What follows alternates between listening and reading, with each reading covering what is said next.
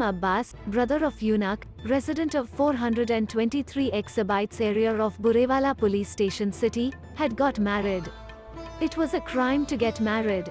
But did anyone know that marriage of choice would be the cause of murder? The heirs of the girl brutally shot and killed him 18 months ago. The Court of Additional Sessions Judge Yunus Aziz Burewala pronounced the verdict of murder only after 18 months. Accused Asghar Ali sentenced to death, sentenced to 6 months imprisonment, and the accused Nazir Ahmed will have to serve another 6 months in case of non-payment of life imprisonment fine of 200,000 rupees.